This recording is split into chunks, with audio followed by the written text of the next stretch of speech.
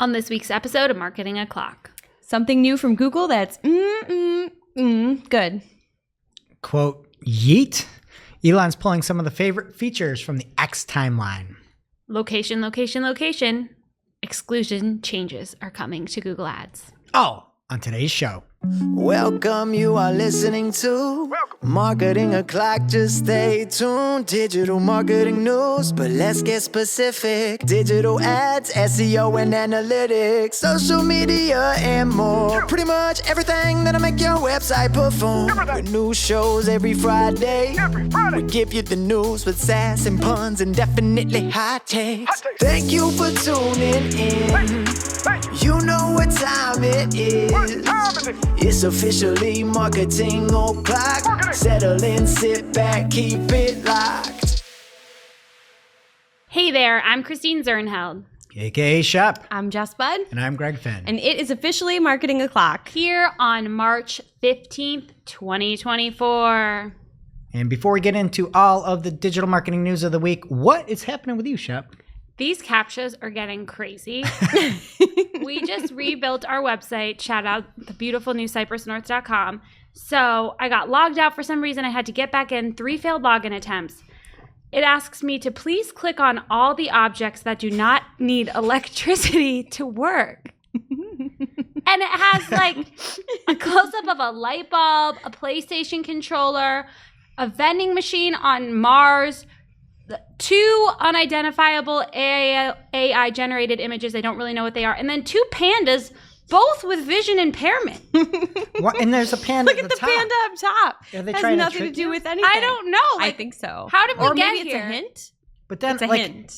not the pandas are not even the most ridiculous part of this. If you look at it, there's an Xbox controller, and I don't see a wire out of it.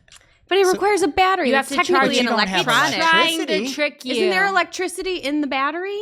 Isn't that how batteries I don't work? think most people consider a battery-powered item using electricity to power this. I don't think failed it goes on your electricity bill when I use a remote. No, No, but neither do my pandas. but these pandas are like wild. I failed it, and that must be why I did click the controller. Then there's another one. Select all items that are small enough to be carried in a backpack. Multiple pianos, a treadmill, 2 heads of cabbage at different angles, and a boat. And the hint is flour. These are definitely hints. This one, right? at least, I think you could get. I don't know. Cabbage can be a lot of different sizes. There's nothing in that image to give us any scale. It's Also, just cabbage. Look at that middle treadmill. It's got like a very extended arm. That's like AI or something. It's like I AI just thought that fingers. was the wall. I like don't trim know how on the we got wall. here. Wait, look at So this did one. you that I pass got. this one? I passed the second one, and I swear, next time I think I'm going to log in, it's going to be like, select which image is your actual child and which one is AI generated. That would be really creepy. It's too much. Yeah. I got one about select what could like sustain you with food or drink or so. It had like really weird wording, and there were a bunch of cups and bicycles. But then I got this. Click on the item that deviates from the set. And this one doesn't have a hint. And there's 2 watermelons, an orange, a group of strawberries, a regular strawberry, and a wolf. And I obviously clicked the wolf in reality, but the answer to me is orange because everything else is in the same color family. Even the wolf has pink on him. This is like a standardized test for a first grader. I had so much, like this was the prettiest thing I've ever seen. I would print this and put it on my wall. I love it.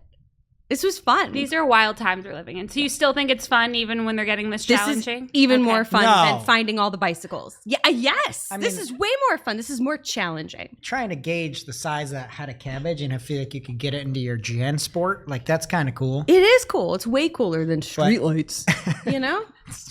Very annoying. Anyway, I think not. All right, first up in the news this week, Elon Musk says that X will soon remove the like, the repost, and reply buttons in stream. And Doge designer at CB_Doge on X says that this was happening, and Elon confirmed it with a reply saying that is definitely happening. Just a view count as proxy for the other metrics will show on the timeline. I feel like I live in a different reality sometimes. Like I just do. Why would you go spend every dime of your money to buy this platform just to rename it X, pick out a logo that is literally a typeface, make a video that you found and like theme forest or whatever, and then take like the good parts of it and strip it out? I like seeing how many likes something gets. Mm-hmm. I It like works so well for YouTube, though. Yeah, like Gil Gildner had a great X tweet today, and I just hit the quote button right from it, put a clown face on it, and I X'd it out. Now you're gonna have to do multiple things. It's so annoying. Like, what are you thinking with that? Like, Yeah, so you can't even just click right into the replies even to read them if that's gone, right? I don't know. That's more than half the content. But like that's always that's funny. where It's we like, get our news. You see something awful X'd out or like just stupid, and then you like look at the quote retweets or whatever you want to call them. And you can't do that if these are gone, I assume, without At clicking least what from the into it. timeline. So maybe you can go to the button or the time, get to that specific tweet X, and then from there do it. No one's going to do that. I just really don't get what the point would be. Yeah, who is How this does benefiting? they want people clicking more? Don't you want more interactions if you're a social media company? Yep. I don't know. I would think so. I don't know. I'm very confused. Sometimes I feel like he makes really good things. Like, oh, let's do not only audio chat, let's do video chat with everybody using your handle. That's cool. And then you're like, oh, we're going to get rid of everything that people like. Literally and figuratively. Wild. From our ads liaison, Ginny Marvin. Ginny writes, announcing Meridan, a new open source MMM, marketing mix model. MMMs used to be complex, cumbersome, and out of reach for many businesses. Fortunately, they are becoming much more accessible and just in time as observable data is on the decline with privacy changes and customer journeys are increasingly complex. MMMs can provide privacy-friendly, robust cross-channel media insights to inform your planning and budgeting across channels. Thank you for that news. If you're not familiar with the term, MMMs are a statistical analysis to help measure holistic impact of cross-channel marketing on key outcomes like sales. So they're kind of like attribution models, but a little bit more zoomed out and predictive versus just looking at clicks and interactions. So the cool thing about this is that it is open source, so you can build on it, play with it, make it more useful for you. Ginny went on to say it's launching with 3 methodologies: better video measurement by modeling YouTube reach and frequency, improved lower funnel measurement by accounting for index Google query volume data, and calibration for greater MMM accuracy by integrating incrementality experiments across channels, which that third one's a big deal. Because I read a couple articles about MMMs to get a little more familiar, and I guess that was one of the gripes about them before, was that they don't really look at incrementality, so this could be a good thing. It's in closed beta at the moment. They're planning to open it up globally soon. We don't know what that means, but that's the word they used. If you're interested and want to sign up now, there is a link to get in the article that Ginny shared. So more insights coming to marketers could be really cool, prove value, hopefully to all the things that you're doing. So more to come on Meridan. I have something that I don't think is really cool. From user PPC Sauce on X, this person or dog posted, the photo is a dog. Anyone else getting this with location exclusions today? And there's a screenshot. This person is adding a bunch of location exclusions to a campaign, and it says in red text, the number of entities exceeds the limit. So this then turned into an article on Search Engine Land, and there were quotes from Ginny Marvin that she posted on X, but I actually couldn't find the tweets because I find it so confusing to like go through threads on X. Is it a me problem? I don't know. It's yeah. But in the article it says, quote, you will see this notification if you try to add more than approximately 120 country level location exclusions. The aim is to simplify location targeting workflows, and we recommend using positive geographic targeting instead. Then it went on to say, there's no need to exclude areas that you haven't already targeted. Your ads won't be shown in places unless you explicitly target them. We've seen that to not be true. I correct? have a lot. Number one, please tell that to my client who sent me an email asking why there were form submissions coming from the Middle East for a campaign that was targeting the US and Canada. Thank you. Like 2 weeks ago. That is not true. That is not true. You can look in your settings and see is it true. The options for location targeting are presence or interest, people in regularly in or who have shown interest in your targeted locations, or presence, people in or regularly in. There's no option for true presence. And guess which one is the default? It's presence or interest, and most people don't even know it's in there. So their ads are going to show in the Middle East. That is not true. How can they just say that? Because they don't remember all these changes that have been made, just like the rest of us don't. It used to work that way. There used to be an option just to target where people were. And I really don't remember having to exclude countries before. No. Recently. And this is starting to feel really personal because we're making an initiative here to make some marketing tutorials, try to help people get some more viewers on the show. I posted an episode. It went up, I swear, last week. Location targeting settings. And I had a little part about how even if you use presence, you can still get impressions anywhere. Here, I have a list for everyone that we can all share. And I shared a Google sheet with every country in the world besides Syria and the one, North Korea, I think, because you can't target them in Google Ads. Yeah. So they're not on the list. A week later, this is happening every time I post a tutorial. It's incorrect the next week. You should post a tutorial about something you don't want anymore. Oh, yes. Then they'll get rid of it. Yeah. Don't tell them. What were you going to say? Say keywords are gone. No. They're gone. Don't do that. Oh, then they'll come back. Then they'll come back. Yeah. Got it. Yeah. And there's 219 countries on that list. So now I had a meeting with a client last week who was like, let me look at the list and tell you which countries, if I can only get 120, I want to make sure we exclude it. And that's supposedly simpler. We should not. That's simpler for advertisers. Mm-mm. I'm stunned. Yeah, you're just cutting the number in half. You're still doing the same work. Why? It doesn't simplify anything. There's no like damage to making it be 219. No. It already was. You did more work to cut it down to 120. It's the same thing with the changes we talked about last week. Like you're just giving us things nobody asked for and pretending we asked for it. Who would ever ask for this? And just to say, Ginny went on vacation this week, and I'm happy for her. Because I would go on vacation after this was announced, too. I'm sure she had nothing to do with it. Do you think her plane landed in the destination that she asked for? Or it was somewhere that is, like, interested, close to where she was trying to go? It was a couple days after, but I was like, good for you, Ginny. You shouldn't have to clean up all these messes all the time. I just cannot believe, like, how are they even going to pretend that this is simpler for advertisers to have to pick and choose 120 exclusions? It's the dumbest thing I've ever heard. Then I replied to Ginny because, I don't know, for our existing campaigns, do we need to do something? Like, if they already have 219, I didn't get a warning. Do I need to take some off? I don't know. Leave them. What'd she say? She's on vacation. Oh. I'll get an answer as soon as she's back at her desk. Can I just read a little snippet of an article here for you? Okay. This is just an article I found.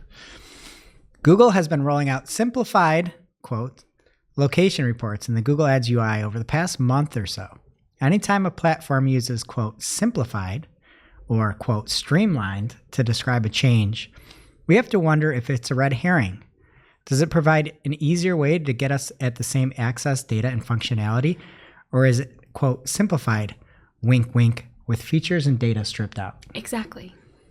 Who wrote those wise words? That was Ginny Marvin on Search Engine Land from October 2020. I know. I'm telling you, she doesn't want to be a part of this. No, she doesn't. She's on vacation. It makes no sense to say, I'm going to go implement this change, take all this work to make things less effective. Mm-hmm. You're just going to spend more.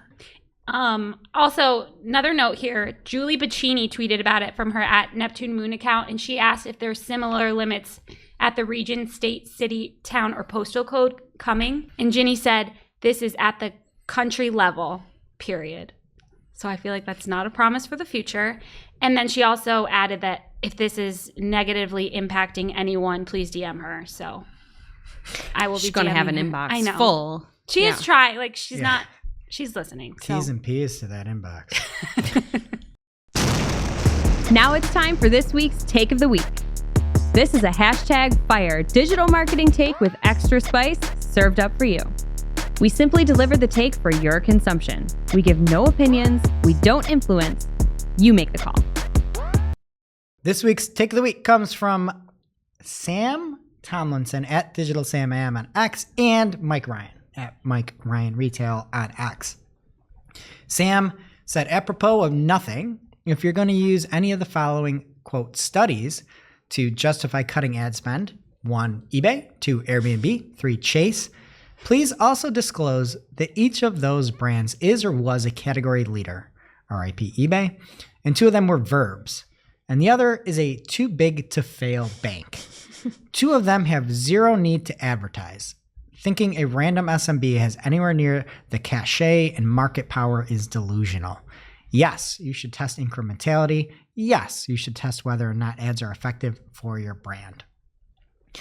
And then I just kind of liked a little bit of the spice that Mike Ryan Retail put in here. He said, he quote tweeted it. I could still see there was a quote tweet. And he said, I can't wait for at Randfish's keynote in 5 years when he tells us Temu, my kids keep making me say Temu. I think it's Temu. I always said Temu. Yeah. I don't know. Okay. I can't wait for Randfish's keynote in 5 years when he tells us Temu turned off ads and nothing happened. It's going to be so chrome. I'm going to head back to Gastown and tell the war boys all about it. Do you think Rand will reply? No. Rand has a note on there saying he doesn't post on X because he doesn't believe in it. Is he on Mastodon? Oh, he's still on X, though. Posting on X. Wait, is it post saying that he doesn't post on X? He may have changed it, so I may have to cut this out. Sorry. Let's see. It was changed. At one point, it said it doesn't support the platform. It seems like he supports the platform now, though, so nice little change of heart there. Interesting. Now it's time for this week's ICYMI. ICYMI people. This is something you just might not have seen. Maybe something that you overlooked, but you shouldn't have. ICYMI people, we are once again hearing from Mike Ryan at Mike Ryan Retail on X. He posted, I find it more than a bit misleading that Google displays their charts in this way. It looks quite positive to see the line going up and to the right. So in this example, Google is telling him that he should set a campaign-wide target ROAS of 550%. And there's a chart, and it has cost on the y-axis and conversion value on the x-axis, and is indeed going up and to the right. It's also like the numbers are all so close together, and what does this mean to me? Like Nothing. Then he continued, if you flip the axes, you see that it is, of course, a diminishing return, and now he has the conversion value going up and the cost going to the right, and you can see that it would be a diminishing return if you flip it, because why do we even care about cost on the left? Like, we want to see if the conversion value is going up or down. It's just stupid. Costs are on the rise. You're spending more. Like, yes, you're still spending more. Yeah. Why? Leave it to Mike, but wish we could edit those charts ourselves. Now it's time for this week's Pew Pew Lightning Round. At this point in the show, we split up our content into 3 parts: paid, organic, and social. First up in the paid universe this week from Anthony Higman. At Anthony Higman on X. Google My Business. Nope. It's not yours. It's theirs. That's why they changed the name from Google My Business to Google Business Profile. LSAs for home services are now in Google Business Profile. And he has a screenshot of a construction company, NK Construction and Design, shout out because Google's just using their GBP to advertise. And on the profile, sponsored, more general contractors nearby. They just have some LSA team over there. Like, how can we screw the small businesses over and the lawyers over?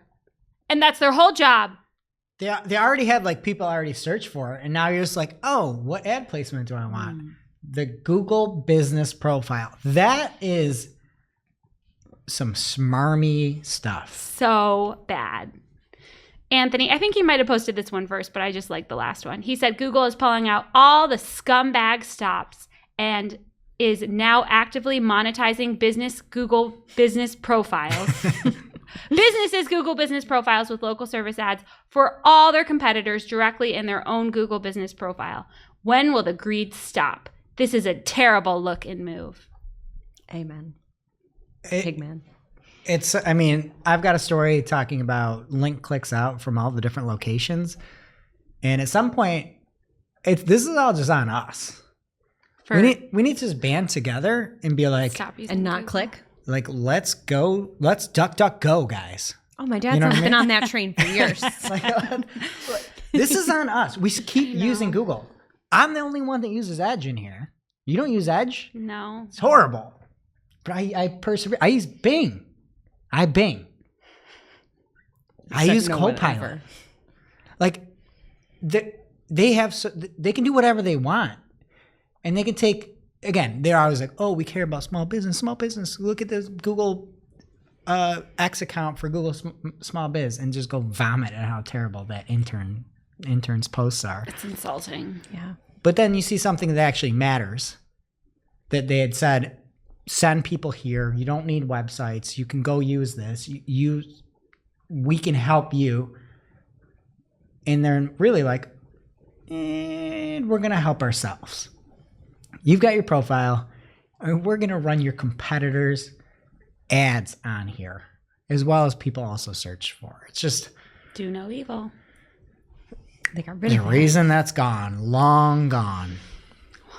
I'm glad Anthony's out there fighting the good fight. I wonder if he bings. I- Should ask him.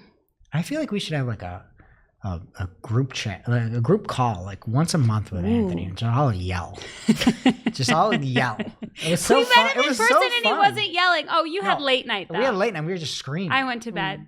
We were About Google? It was all Google. It was all. We were in Hickman's penthouse, and we were just up till like 2 a.m. screaming about Google. Yeah. When I met him and Drew, they were perfectly lovely. Wasn't Yeah. like their Twitter selves, but They weren't fired up yet. know. Too early in the day.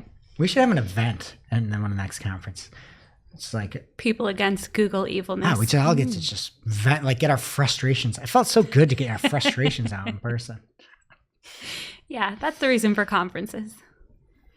Next up from PPC Greg, he posted, when I want to add positive search term as exact match, I first add them quickly as broad, then bulk switch them over to exact match, because it's really annoying when you try to do multiple at once and you have to add the symbols. He continues, lately I've been getting this error, and the only way I can switch the keywords is by using Ads Editor. Deliberate speed bump, and the error says the data written is too large, split the request into smaller requests. Could be small, but I'm starting to think they're all deliberate. Next up from Gil Gilner at Gil Gilner on X. I honestly can't believe this email from a Google rep for one of our small business accounts. And it says, "Hi Gil, I hope this email finds you well." Then in all red, "Please confirm with me that you receive this email once you get it." No. Why? The Google rep continues, "As a rule of thumb, I always recommend my clients increase budget on any and all campaigns by 15 and 20%. When? Now? Like as a rule. Why would you, okay, I get, even if I found out Google was saying that internally to each other, like always recommend it. Why would you say that to Gil? As this would give the campaign more room to work with. Well, I'm sure this is copy paste is saying this to everybody. It's so terrible. Any and all campaigns by 15 to 20%. And I understand that this came from Teleperformance. But guess what? That email is google.com. Mm-hmm. And these people are out there shaking every nickel out of your pockets. This is like, it's disgusting. I don't not blame Google for this. They're letting Teleperformance do their customer service. You're literally giving, like, that's how this person, Amir in this case, and Gil didn't out him with the last name, that's how this person survives, is to get people to spend more. Yeah. I had a meeting with a dedicated rep last week, and he asked me if we get paid on percentage of spend. And I was like, bro, no. No, we're not. But like, just being so transparent. Like, I barely know you and you feel comfortable asking. Like, no. We're not taking advantage of my client. Thank you, sir. Yeah, I'm trying to spend as little on your stupid platform as I can, for the record. I have an idea, though. You should spend 15 to 20% more. It's just a good rule of thumb. I know, whatever, I can edit this. I'm editing the show. It could be as long as we want. The fact that you would just tell people 15 to 20% on any and all campaign, that means you could be on something like maximize clicks. It could be something like any and all campaign. Every time you talk to somebody, let's say you're on maximize conversions, the more budget you put in, it varies and is wildly different because you have more budget and it will spend more. So every time that this person talks to somebody that has maximized conversions, you're like, oh, flip it up 20%. Talk to them again next month, 20%, 20%, 20%, 20%. How can you say any and all campaigns that that's what you do? Imagine how poor that performance would be. This is a disaster. This should be like Framed. This should go, honestly, this came from a Google account, google.com, and they say digital account strategist. This should be given to the DOJ. Yeah. Google is saying any and all campaign go up 15 to 20%. There is absolutely no justification that you could ever have. If something isn't working, why would you move it up 20%?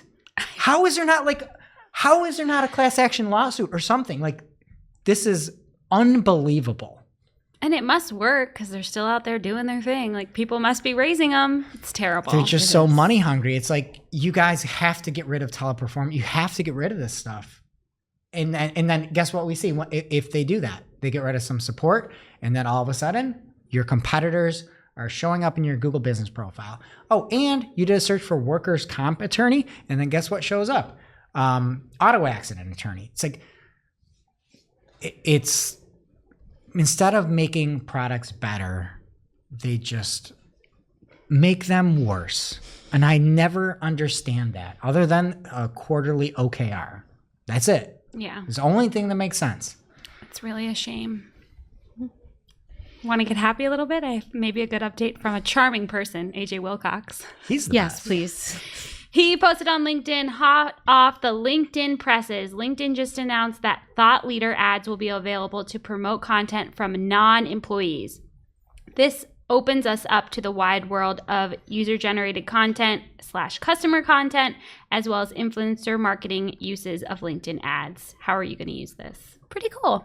So that's awesome. So if somebody goes and let's say they use our tool to download and save your GA3 or your UA data called uadataextract.com, then we can go grab that and sponsor it. Mm-hmm. That's awesome. Really cool. Thank you, AJ. Then we have some updates from Advantage Plus from Meta, which maybe they're good, but everything just sounds like, what's their strategy with naming everything like such generic names these days? They're just trying to confuse us. I don't know. 100%. Okay. So first, Advantage Plus creative optimizations. You can now automatically optimize your video ads for viewing on Reels or the mobile Facebook and Instagram apps with a 9:16 ratio. I do love people cropping things for me, I gotta say. Hate doing it myself. Next, Advantage Plus catalog ads now support videos, and you can upload a hero image in the center of catalog ads. Reminder ads, advertisers can now include external links in reminder ads. That seems nice. And coming this summer, you'll be able to notify people when an event starts and before it ends. Don't know how reminder ads work, but I would think that would be how they worked. So interesting. And soon you'll be able to run reminder ads in Reels.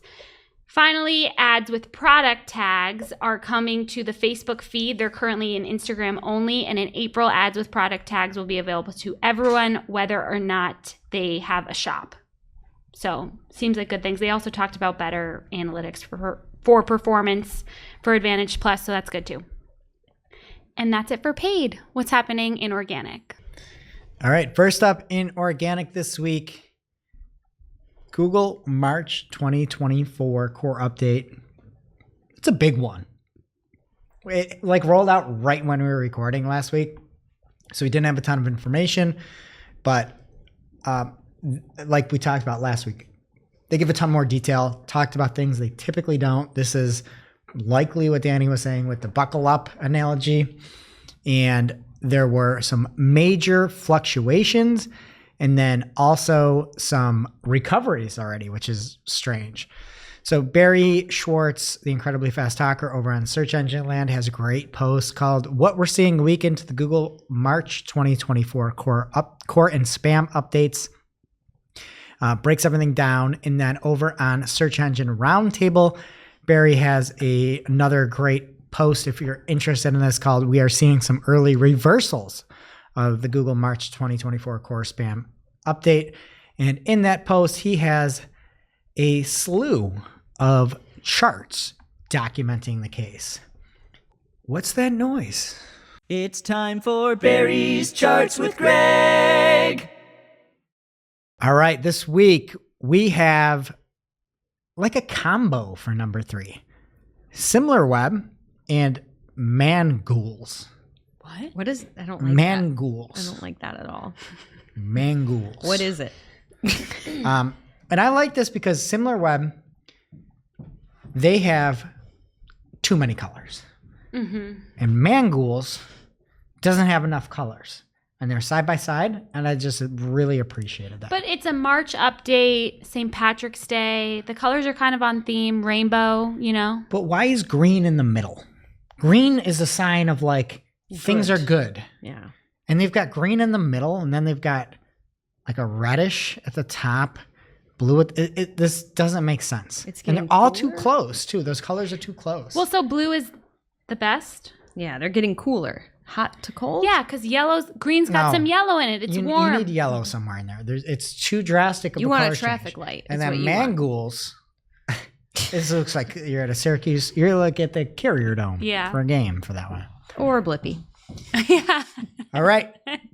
Second place, SERPstat. If you look at the very end, it kind of looks like rock hand emojis. Oh, yeah. You see that? Yeah, absolutely. All right. I like the colors, too. They're nice pastels for spring. Again, like you need color variation. I see two It's colors. not, no, it's, if you look at them, they're too tight, but I'm not going to, I just like the rock hands that are in there. And then the winner this week was SERP Metrics. I see, like, if you look hard enough, you can see like 3 different types of witches in there. And I've got a little example there. Like, you can see the hat pop up around like February 29th, and then like the nose and the chin pointing out. Like, that's a witch. I can see it. Yeah. Like, burn that chart. Some would call it a woman ghoul. Clap. That was good. All right. Amazing. Did you make this witch? No, I just found it online. With what? A marker? No, like one of those AI things. I will. I don't have the rights for this, so I will put one in on YouTube. And this episode is gonna be a good one on YouTube. Okay, and Glenn Gabe says, "Be careful what you wish for. For site owners impacted by the September HCU, some are now receiving manual actions for pure spam. So I hope those site owners weren't hoping for recovery with the next major update. Instead, they got completely de-indexed. Google's manual actions team is not messing around. Here are some examples of drops based on sites receiving manual actions. The drops are just beginning to show." And a funny little twist of fate, I've seen it on Twitter. I cannot verify, but I trust some of the sources. John Mueller from Google, his site was apparently de-indexed. Allegedly de-indexed. Which is funny. What's his site? Does it have a fun name? It's just johnmueller.com, I believe. Aptly named. So again, check and make sure you don't have manual actions as your spam. But if you need to get any help with that, just give Glenn Gabe a call at GlennGabeNX. G Squared Interactive. Okay, and from Mike Fatita at Mike Fatita on X, he says, "Google's helpful content, quote, update in a nutshell. Query, Cancun food and drink prices. The number one result, this TripAdvisor thread from 19 years ago. 19 years ago. I didn't even know TripAdvisor was as old as I am. Julia, are you even 19? Julia's running the board for Tables today. Shout out Tables. Had his child. Congrats, Tables. But yeah, so the example was food and drink prices literally 19 years ago by somebody named Spotman. This thread is old enough to be the mother of Tables' baby. But it's his beautiful wife, 19 years Cassidy. Wild. Like, This is really helpful too. Somebody asked if $600 is enough, and the first answer is depends on what you like. Like, this is not even helpful. okay. There was also the Core Web Vitals update that went live on the 12th. This replaces the FID with INP. It has nothing to do with Core Update, according to Barry Schwartz at Rusty Brick on X. But if you care about Core Web Vitals, like you freaks out there that monitor it consistently, and like that's all you look at, you got a new thing to look at. Those freaks don't listen to this show. They hate us. Okay. Might have to beep that out. Okay. All right. From Lily Ray at Lily Ray NYC on X, she had reposted a post from Natsir at Natsir9 on X. Natsir had seen a change in the search quality rater guidelines. The change is the website terms of use states that some articles are generated by AI and may have errors or be out of date. The website should be considered untrustworthy or the lowest EEAT. Unless you're TripAdvisor from 19 years ago. Not out of date. Still relevant. But Lily Ray said, brilliant catch. Using AI to generate content that contains factual inaccuracies on your money, your life topics equals the lowest quality EEAT in the QRG or Quality Raters Guides and considered deceptive. This section was so overdue, but I'm really glad Google added it. And yeah, this likely explains many pure spam penalties. To which I say, TripAdvisor, 19 years ago, can't go. Okay, moving ahead here. Google search has turned off some event-rich results. If you run events, check out a post over on Search Engine Roundtable. Barry breaks it down. Google said, as a result, you may see a drop in clicks and impressions for your event search appearance reported metrics in your performance report. This doesn't indicate real drop in traffic, only the way we categorize it in Search Console. Also, from Search Engine Roundtable here, Google's top stories get a more context section generated by AI. And fittingly enough, the example that Barry used was Kate Middleton. And Kate Middleton apologized for editing family photo. And underneath it, you can see more context. I don't exactly understand this context. It says the Princess of Wales returned to royal engagements after Easter. That seems like a bad use of AI. Yeah. Much like she's supposed to return. Much like Catherine's use of Photoshop. Pretty terrible. I don't think it was her. You think you're calling her the queen? Is she the queen? Princess of She's Wales. the Princess of Wales. Are you calling the Future Princess queen. of Wales a liar? No, I don't think she put out that statement. I still She don't understand exposed. what happened. Oh my Everyone God. who listening does. Not if they read this context. Easter has not yet happened. Do you want me to go really fast on this? Or do you want Are to go you- fast? I feel like me. Okay, go. Okay, so Kate Middleton was seen at like Christmas Eve events, and then all of a sudden, right after, it was announced that she was going in for planned abdominal surgery, and she would not be seen again until after Easter, which is such a long time, and it's just very mysterious. It's not what the royal family would normally do. There's very few working members still doing things, so everyone's very suspicious and started asking questions. So usually the royal family is never complained, never explained. They wouldn't say anything about it, but they're like trying to do things. There's this mysterious photo of her in a car with her mom, and everyone was like, that's not enough proof. That could be anyone. It was very blurry. So then she posted on Mother's Day in the UK, and she was like, Happy Mother's Day from Catherine. And it was supposedly a picture that's new. Everyone's assuming that She put 2024 in the caption. yeah. It's like, assume that she's saying this is a new photo. And there's all these things like Charlotte's hair is really long. There's like blurry Photoshop stuff.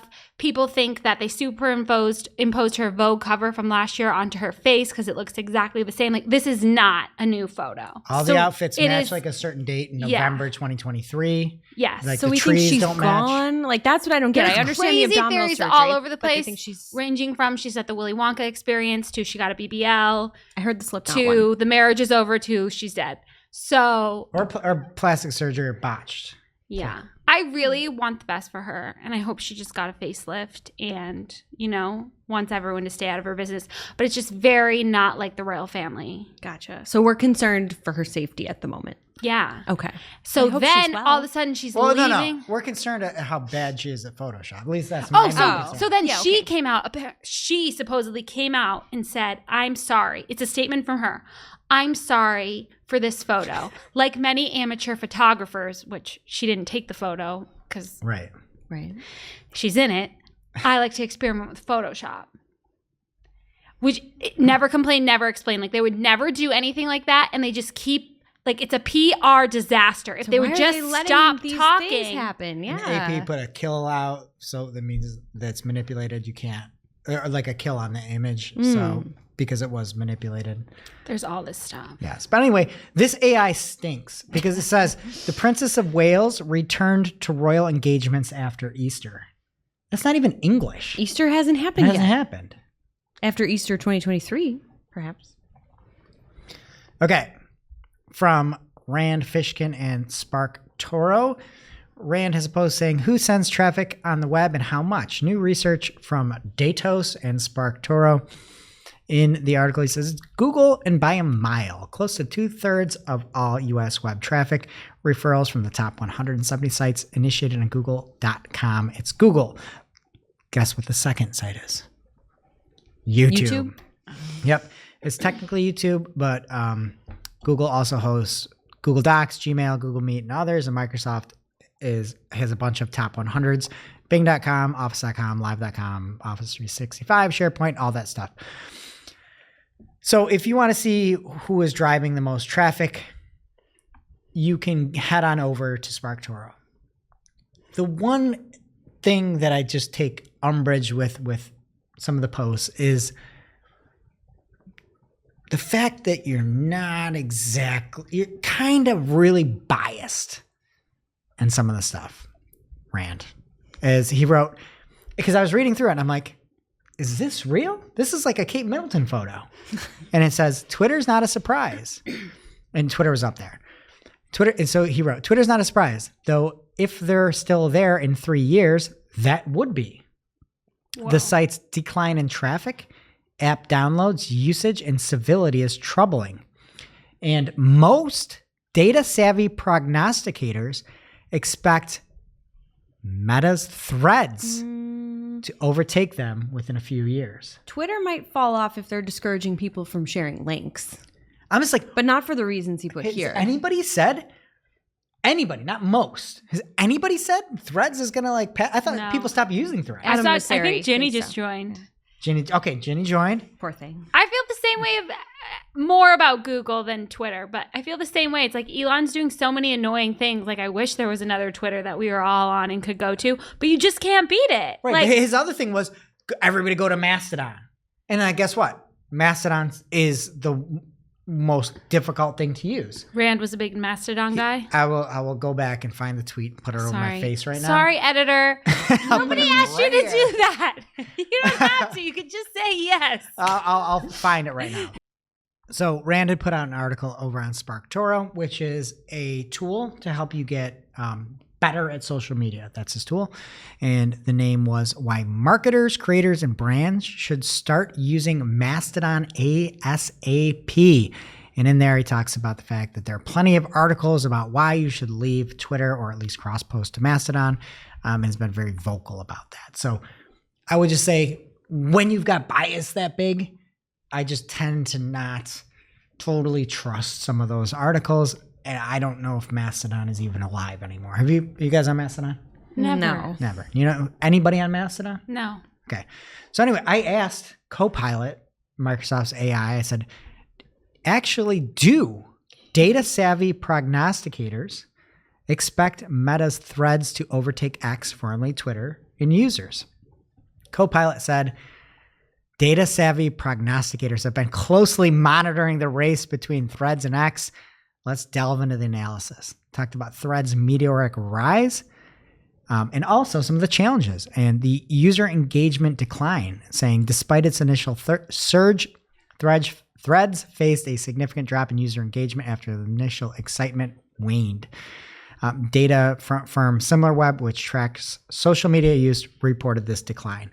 And then went on to say the verdict is, while the task of surpassing X remains challenging, experts believe that if any platform can achieve this feat, Threads stands the best chance. That doesn't sound like to me in the least bit that most data-savvy prognosticators expect Threads to overtake X in a few years. Right? Right. No.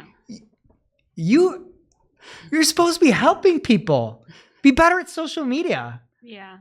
I understand you don't like the platform, and that's up to you. But you're going on your company blog saying things that don't seem to be rooted in reality. Mm-hmm. So again, take all of this with a grain of salt.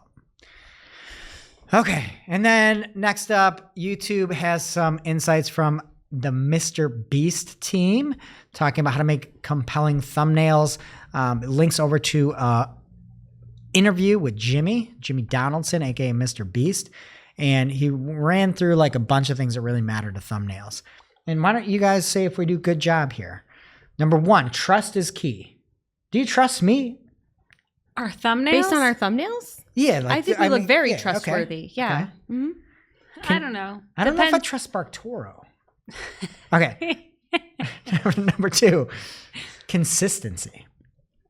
They're consistently Yeah, they're bad. consistent. Our thumbnails? I don't think I think we I'm need just more kidding. consistency. Yeah. I think we need more like a color scheme or something bigger. I still think we need more. Okay. But I think the trust part was about like you don't want to like clickbait somebody into being like, you'll never believe what Google did next. Yeah. You I know? mean, definitely we're deliver putting on the promise. Yeah. You said you were going to put my head on Elon's body this week. I was going to when he's on the Joe Rogan show smoking. I don't know if decided probably that won't like would be trustworthy, but Yeah, that's true. Or consistent.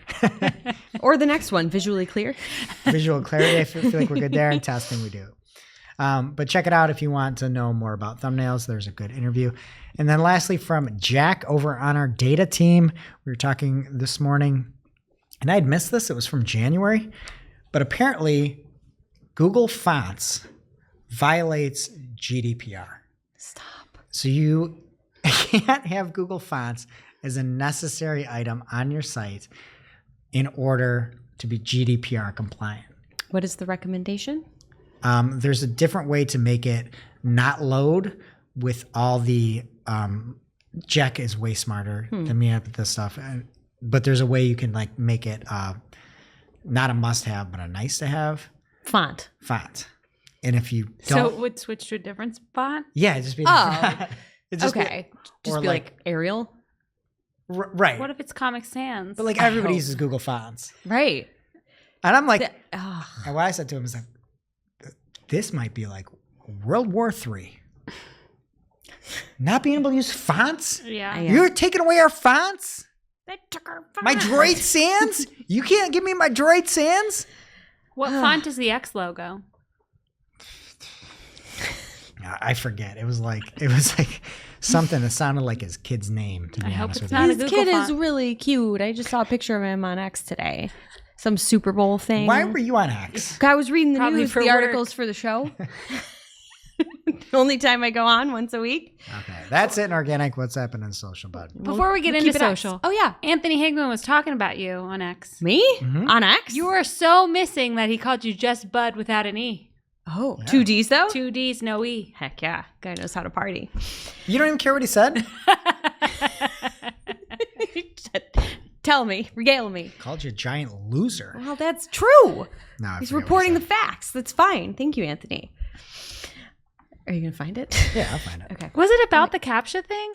Oh, yeah. Yeah, about the it captcha was. thing. I responded to her and I said she likes doing captchas, Mhm. waiting at the DMV. Oh, it was the, the yeah. DMV, and then something else stupid like watching cement dry or something. What is the other I weird don't thing know you if like I've ever doing? done that. I like licking envelopes. That is the worst yet. Oh my God, they taste so good. And then you chase it with a Reese's egg. Haven't I talked about this before? It's the best combo. Like, move over PB&J. Envelope glue and Reese's eggs. Specifically. You need help, Jess. I had this great t-shirt idea, just a help wanted sign. Oh, I said she likes Sure it exists. going to the DMV, doing CAPTCHAs, and organizing dishwashers. I do. But I only like it because I hate what people do in there and I need to fix it. It's not like I want to do that with my day. It's just important. Right, Shep?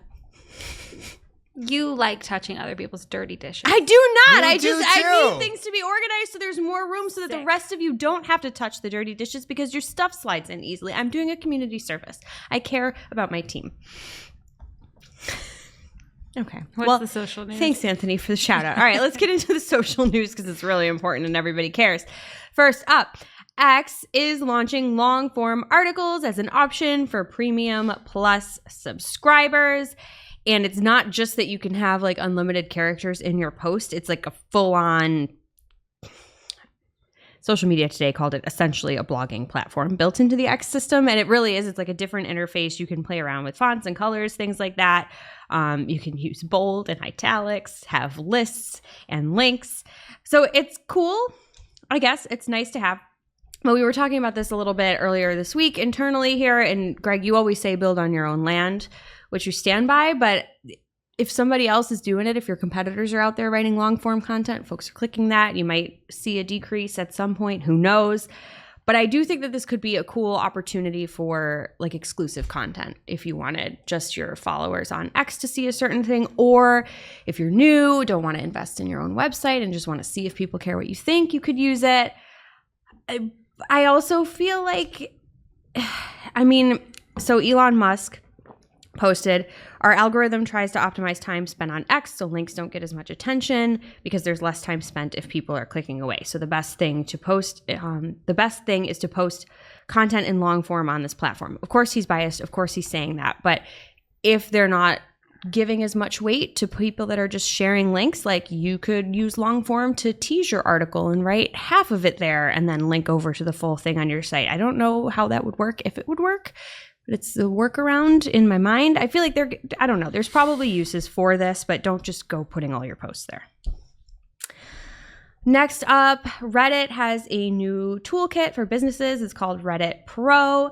It's a dashboard that will provide data on post view counts, upvotes, followers, things like that. It'll also include new publishing tools like scheduling and drafts, performance analytics, and AI-powered trends insights. So it's cool. It's not available yet to everyone. It's currently on a first-come, first-served basis, but you can sign up to join. There's a link in the article. And someone that was digging into app updates saw Who was digging into app updates? I don't know, actually. Digital Information World reported on this and didn't give the person's name, then linked to an article also where the person didn't reveal themselves. So somebody out there was digging into app updates and saw some code with hints at an entirely separate platform from TikTok called TikTok Photos, where users can sync their image content along with a message that said TikTok Photos will be launched soon, yada, yada, yada. Cool. Total missed opportunity. It should be called PicTok. Why are they calling it TikTok Photos? Idiots. Is that from a reputable source? It's an from author? Digital Information World. And you told me, you wrote in the notes not to quote it, but now I'm going to because I feel like that's what you're getting at. Here's a sentence that I just had to send to Shep earlier. Just when you thought TikTok was one app solely restricted to videos, comes news about a new platform that might only have to do pictures. They cover everything. Well, I trust them. what I would only trust them if they have like a high level of credential. Who wrote that article? Some dentist. The dentist. Who wrote it? A dentist. What's the name of the author? Dr. Hura Anwar, And what is his byline? Or like, what's his profile? a dental surgeon by profession and a freelance content writer by passion. My heart sings. I trust them. Just when you thought he was a guy who was solely focused on dentistry, now he has a blog where he only has to do marketing. How's it different from Barry Schwartz, really? Imagine going to dental school for 26 years just to be like, you know what? My passion ain't molars anymore. I just do it for a profession. My passion. 26 years. Yeah. Like 4. Okay. Whatever. I trust him. The point is, TikTok. If you're listening, ByteDance, change the name now before you release it, although it may not matter, because breaking news as of just before we started recording here, the House passed a bill that would lead to a nationwide ban on TikTok if its Chinese owner doesn't sell. The bill faces an uncertain path in the Senate, so it's not a law yet. It has to go through the Senate first. Never gonna pass. We'll see. Imagine people just go dancing all over the place. You know, they're gonna invade again and just dance right through the halls of Congress. Don't you think? Yeah. Yeah. I'll be there. All right, and with less than 1% of the total user base paying for verification on Facebook and Instagram, Meta is considering ways to entice people to get on it in the way of new features. They sent out a survey apparently to some users, kind of poking at some ideas. Would your business be willing to pay for these things? Original content protection via human review, faster ad reviews, customer support case monitoring, an alternative display for brand messages, an alternative brand verification badge, better access to customer support, and links in Reels, but only a limit of 8 per month. So you're paying $12 a month for whatever you get on top of maybe some of these things, but you're going to limit how many links I can put in my reel. Like, if this wasn't worth it to you before, why is it going to be worth it to you now?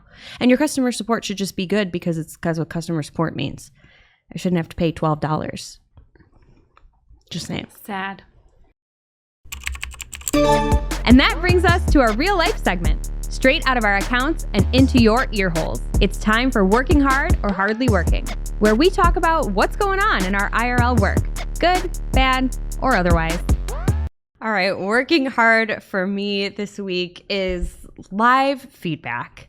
As a team, we are trying to help each other out more, and we do have, regular performance reviews, things to help people grow in place more formally, but we've been doing a lot more of like sitting in on calls and, right afterwards regrouping, talking about ways that we could have, done better or things that worked really well, and I love that. I feel like the team is growing for it, and it's just a great way to get us all talking. For me, I just don't know. Like, I don't ever like to feel like I'm like mansplaining people. I know. It's harder for men. I do like try with Julia a lot, who's running the boards, as we talked about earlier. Julia, do I come off as like a mansplainer to you? you think she's gonna say yes? I don't know. I feel bad like sometimes because I just always want to try to give like some feedback, and I think it's really valuable. It But is. sometimes it's like, Yeah, I don't know. I feel like it's really nice when people like understand that it's coming from a place of love. Yeah. It's coming from a place of like, let's all like get better. Yeah. And I think that's like the core of it. And if you don't have people that are open to that and like want to improve, I would just be careful with some of that stuff. Yeah, for sure. But I think there's a lot of value too in doing it right away and not saving it for 100%. formal reviews. I things feel like you that. have an awareness of it, Greg. So Okay. that That's helps. good. And Jess has the luxury of not being a man, so when the feedback, Yeah, you're a I do woman. for once. to That's worry a about it. luxury. Yes. Happy International Women's History Month or whatever.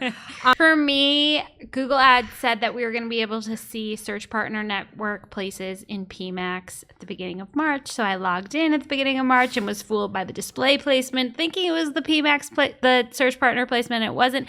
Why don't they just make that clear? Because now I'm checking with PPC Greg over DM on X the report every week to see if there's search partner placements in there yet, and there's not. They always tease these things, and then we never really know when they're coming, and maybe they never will, and they're just counting us on us forgetting. It's definitely mid-March by now too, right? So Yeah. not the beginning of March. No, they said March. Well, Oh. they said a specific date when we first announced it, and it has passed. I feel like it was March 5th. Yeah, I But think it's now they're 4th and saying 5th. March.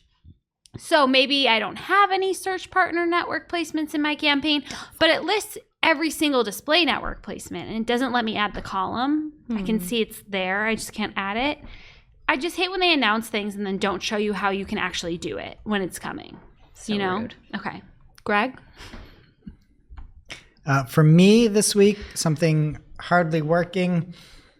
Just a quick reminder, if you have anything that you've got that's trying to be like blocking bots, just be really attentive of that.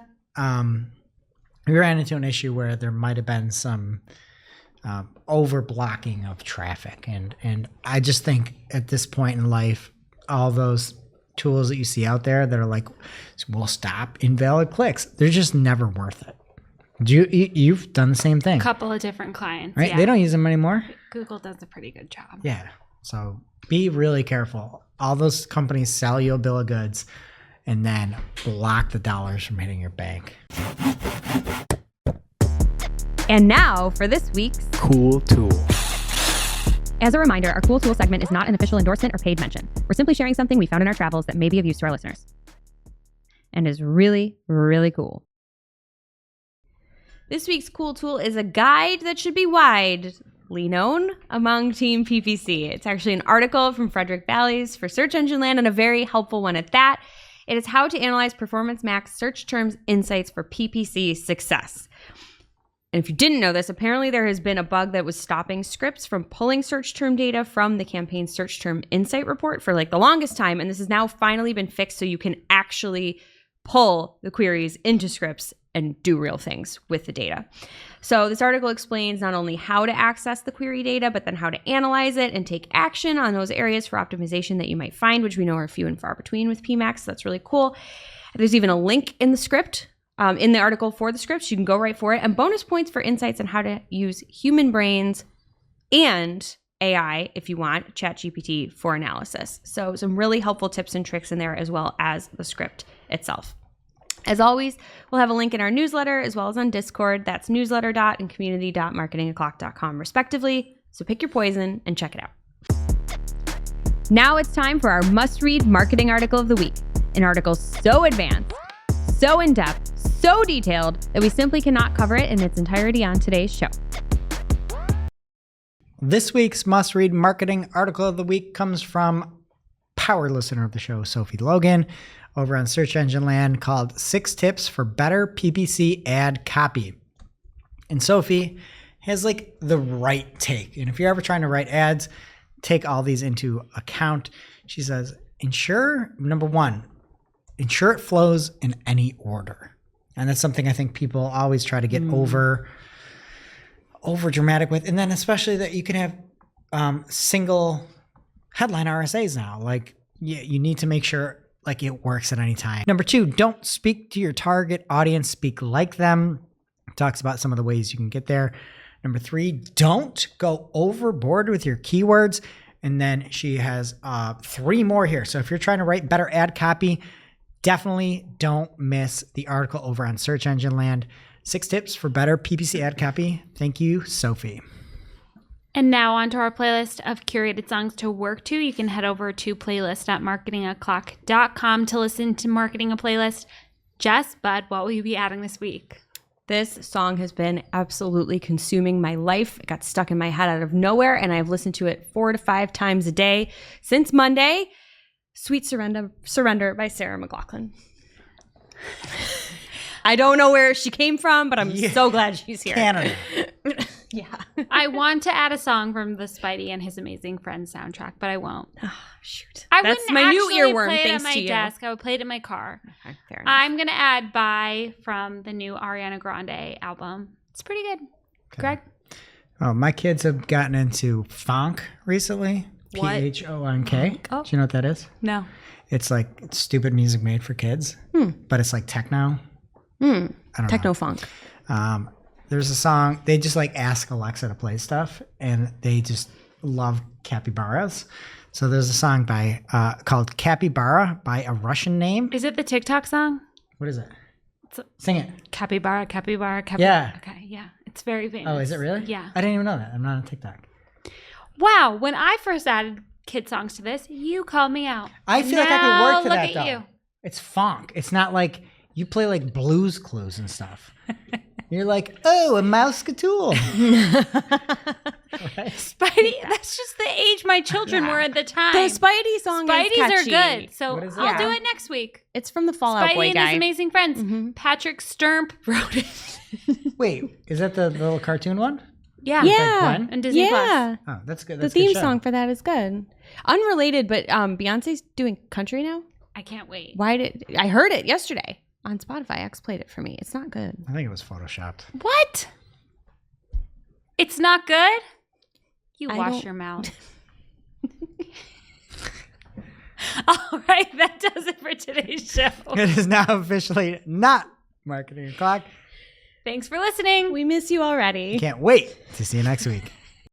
Thanks for listening to Marketing O'Clock. If you're looking for more information on today's topics, head over to marketingoclock.com/newsletter to receive every single article we covered. We share the news as it breaks in our Discord community. Head over to community.marketingoclock.com to join. Welcome to this week's Shootin' the Heck. We're after our famous Friday news show. We don't talk about marketing anymore. We just Shoot the heck. And today we are joined by Cypress North's own Julia. Behind the tables, that's what you say? Or no, behind the boards Yes, behind the boards. for a very special game. Yes. The show Love is Blind season 6. Yes. Is that the season? Has taken over The Office. So We're in gonna, a chokehold. Yes. Nonstop Love is Blind talk. So Except for Jessica. I was going to say, I have not been part of this. I don't know what it is. I'm really excited to play. okay. So we went and Shep, Jess, and I answered like some of the basic questions that people ask on Love is Blind. Then we put some other ones in. Some are real, some aren't. And then Julia has to guess whose answer is each. Okay, one. so it's like we're in a pod and Julia's in a pod. Yes, but she's got to guess which one. So it's kind of like Love is Blind, but then it's more like trivia. Okay. You know, it's just like who would actually answer that to somebody else? Love is trivia. Love is trivia. It's trivia. Yes. Okay, first question. Julia, are you ready? I'm ready. Okay. Do you believe in love at first sight?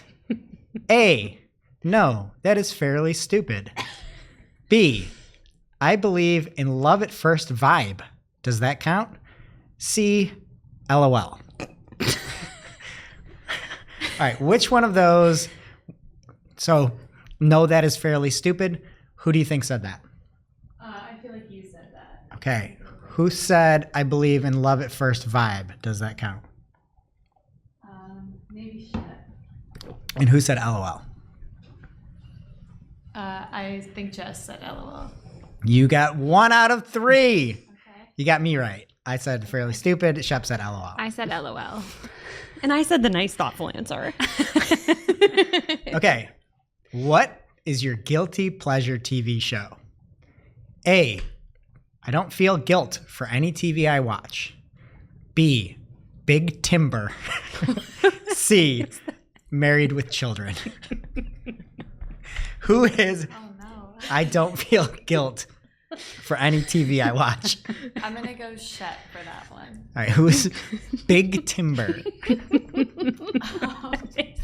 I'll go Jess. And who is Married with Children? I guess you. Logger Kevin Winstup. You Never are heard of that. 1 out of 3. I was Big Timber. Yeah. It is the worst show on television. I've never you heard watch, of it. it. Is so boring. There's nothing that ever happens. This guy just tries to take like driftwood out of the sea, and I feel so terrible watching it. But for some reason, it's like that one other show where these people are like looking for like uranium treasure. I forget. I was talking about it like 3 Oak years ago. Island? This is the absolute most boring reality TV show ever. And none of the characters are likable. They're not interesting. I don't know why I watch it. But you watch it? Yeah. Every now and then. I said I don't feel guilty. I mean, I'll tell everyone all day. I watch The Duggars. I watch everything on Bravo. I'm an open book. Yeah, I don't really feel guilty either. I Yeah. feel judged because Married with Children is kind of anti-woman and very old. Where do you watch it? I believe it's on Hulu. It's on Hulu. Yeah. I love it. Like I said, did I surprise believe me. it. No, you knew exactly where that was. Every night. Big Timber. This looks like one of our thumbnails. That's going to be, I'm going to Photoshop our face onto Big Timber. Okay, next up. What kind of humor do you appreciate? A, observational or self-deprecating? Depreciating? Oh, joke. B, the really stupid kind. C, dark humor and silly fart-like joke humor. Julia, who is observational or self-deprecating? I feel like that could be you. Okay, who is the really stupid kind? Maybe Shad. And who is dark humor and silly fart-like joke humor? I feel like this one has to be Jess. You got 0 out of 3! I Googled types of humor. 'Cause I was Oh, like, really? I don't know. Well, I wanted to say memes, but Memes are a type of like humor. Okay. mom memes. All right, I hope you playing along are doing better than Julia here. I do like fart humor. It is funny, Julia. But just like stupid, like something like so. I think you should leave something so dumb. Anything, the really stupid kind. That was my answer. Anything. Puns. All right, what is your spirit animal? A, golden retriever. B, humans are animals. C, anyone at the zoo that is currently doing its best way to stay out of the view of the people. All right, Julia. Who is a golden retriever? I feel like Shep is golden retriever. Who is humans are animals? You. Who is anyone at the zoo that is currently doing its best to stay out of view of the people? Jess. 1 out of 3. I don't like dogs, Julia. I'm a golden retriever. You I are? think so. I'm just like outside of work. I'm just like, They just seem like a very casual dog. You're not like, you don't have casual energy. no, but you're always like, just like ready to go do stuff. Yeah. Yeah, okay. I can yeah, see I it. could see that. Yeah. It's a nice way to describe a golden. Ready to go do stuff. Okay. Final one here. What's your ideal date night? A, food and drinks for hours, good conversation. Maybe some walking. Definitely some walking. Wow. Then some more food. B, late night at Disneyland with very minimal crowds. Possibly a 32-ounce water bottle filled with Topo Chico margarita seltzer. Very specific. C, doing something active like hiking and going to a good restaurant. Okay. Julia, you can get this one. Who is food and drinks for hours, good conversation, maybe some walking, definitely some walking, then more food. I think Jess. Who is late night at Disneyland with very minimal crowds, 32-ounce water bottle filled with Topo Chico margarita seltzer. For sure, Shep. All right, and hiking, a restaurant, me. You. Got them all. Good job, Julia. Finally, a sweep. There are a lot of really tough ones. One question was, what is your biggest adventure or something? That And was all so I could hard. You wanna think do that one? all I could Yeah, think yeah. Don't spoil I it. put 3 options, so I don't know what you're going to pick. I'm going to pick one. Okay, what is the most adventurous thing that you've ever done? A, I drank from an open container in Delaware where it was legal to do so from the passenger seat. B, the wave pool at Disney's Typhoon Lagoon. And C, jumped out of a plane at 15,000 feet. All right. Delaware passenger seat drinking where it is perfectly legal. Julia, who's that? Jess. Okay. Typhoon Lagoon. Shep. And jumped out of an airplane. You. Wow. Did I know you jumped out of an airplane? I don't know. I did. What in year was Arizona. Probably like 2010. Would you do it again? Not that I have kids now. I would not go in the wave pool again. That thing rocks you. That thing wave rocks you. pool? I don't know how everyone was in there acting like it was normal. I thought I was going to die. Is it like particularly worse than other wave Yes, pools? so I don't know. I Isn't haven't it for been in a kids? lot. They got rid of the Oh. one at Darien Lake, right? They did? I used Yeah. to love that thing. It rocks you. It's like 12 feet deep. And then there's just kids in there in little swimmies and like 20 lifeguards on the You got side. your Topo Chico, and it's just not perfect. So scary. Yeah, that must have been a 64-ounce day. That was fun. Great job, Julia. And we'll see you next week.